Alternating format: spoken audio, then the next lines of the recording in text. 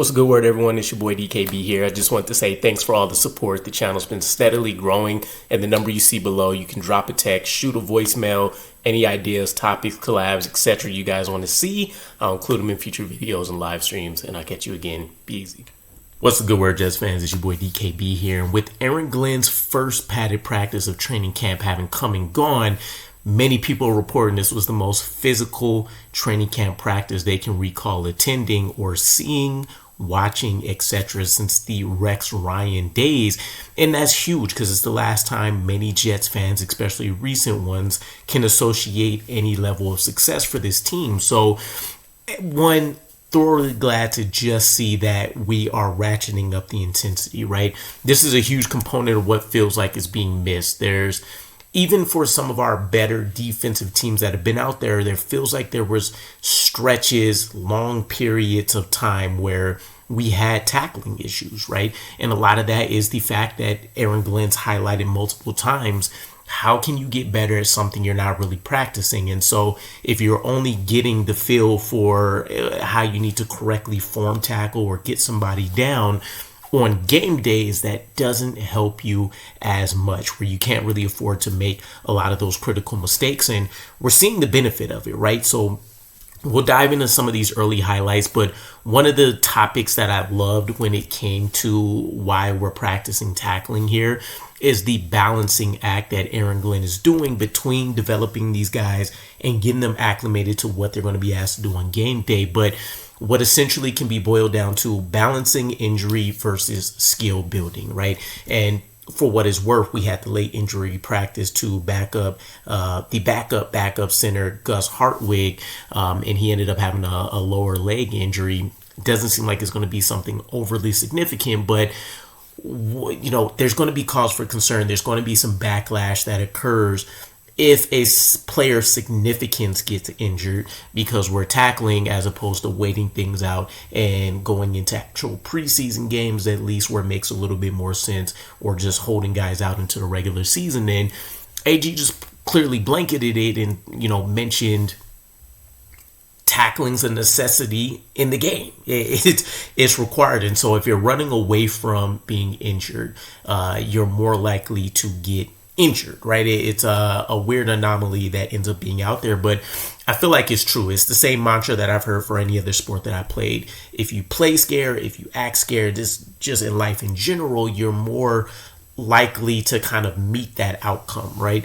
As opposed to being prepared for it and then being able to handle it or have a better plan of action around it. So with that said, one of the things I really love is this modified version of Oklahoma drills that we're hearing, which is the one-on-one setting where you're having an offensive versus defensive player line up and you're going through a scenario of open field tackling or trying to elude a guy or run through him, whatever's going to be, the method to the madness there, or at least for the offensive player.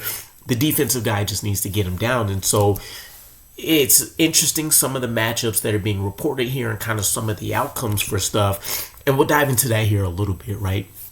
For starters, we have Braelon Allen, who's going up, for one, a big supporter of the drill and, tackling and practice. We've actually had a number of players speak out on this. Braelon Allen, Xavier Gibson, a huge supporter. Even Byron Cowart from a defensive standpoint, where he had a quote mentioning he had to actually insist and ask for the offensive linemen to hit harder, right?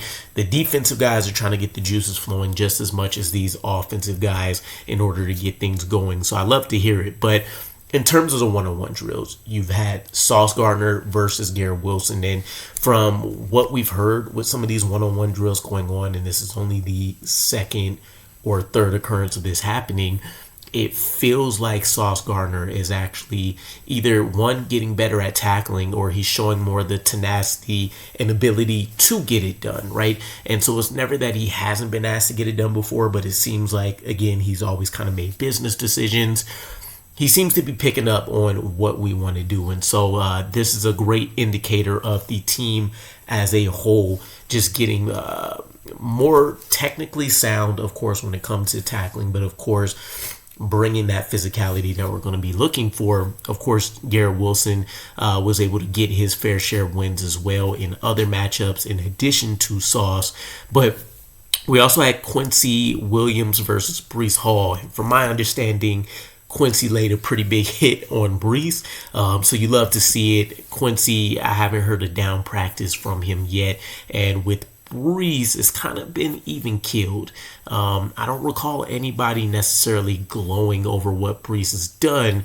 And that may not necessarily be a negative in and of itself, but it feels like Braelon Allen may be gaining some steam and potentially a better scheme fit for what this team is looking to do. So there may be more thunder than lightning within this scheme, if it makes sense. And by that, I mean, if you're thinking about the Jahmyr Gibbs, David Montgomery type situation, it may be more of a highlighted David Montgomery role for Braelon Allen, meaning he actually gets more of the lion's share of snaps as the season goes on compared to Breece Hall, which will be an interesting dynamic to kind of see how Breece Hall would react to potentially losing his RB1 job, but also, again, the second year leap from Braelon Allen and just also how he acquits himself to this new scheme and what they're going to be asked to do, which he did highlight, by the way, as probably being more zone oriented, which makes sense, again, based on some of the stats I shared a day or two ago and just paying attention to how the Lions have played, but to be determined. One of the linebackers that's been making a lot of noise in terms of trying to lock in the LB3 role, or maybe, fourth linebacker rotation, depending on how many we keep, Marcelino McCrary-Ball is a name that continues to dominate some of these articles and pull up when it comes to these backups. And he made a pretty big play versus Malachi Corley. From my understanding, Corley's been stopped a number of times, but Marcelino either at one point, kind of stood him up and was able to slam him, and either that resulted in the helmet coming off or he just hit him hard enough for the helmet to come off. Either way, he's been making a ton of plays all over the place whenever he's gotten a chance. So this may be a underrated story to follow, but it feels like he may be leading the race when you look at the rest of the linebacker unit. And then Andre Cisco and Jarius Monroe going against Braelon Allen, and both of them actually were able to make some pretty impressive stops. We can't forget Braelon Allen, 240 plus. He's going to be a hard man to wrap up and form tackle, especially if you're talking about being squared up, and he's leaning in more so into his build, which means he's expecting to make contact, force guys to play on the back of their heels or have to come at him full force just to bounce off of him. And so it's pretty impressive what these guys have been able to do. Jarius Monroe in specific is a guy that seems to be coming on as potentially that fourth or fifth safety in this room as well. I know Aaron Glenn went out of his way to offer some praise, especially after he was able to make one of those big stops. And we've seen a couple of plays get called out for what he's been able to do, not only in terms of turnovers, but also being able to come up and be a force in the run game. So I love it. It was one of my underrated favorite UDFAs from a year or so ago. And if he can find a way on this roster, of course, I'm always stoked for these bottom tier guys that can find a way to carve out a role. Now, Malachi Moore, he also got some praise from Aaron Glenn, and he didn't want to anoint him as a starter, but with the kind of verbiage he was using and the tone and the energy in which he was discussing him, you have to feel like he's living up to the billing of being that quote-unquote dog and being able to just do everything that's asked at him at a high level. Many times, the term Swiss Army knife, when it comes to a player, is technically more of a negative, maybe at best a neutral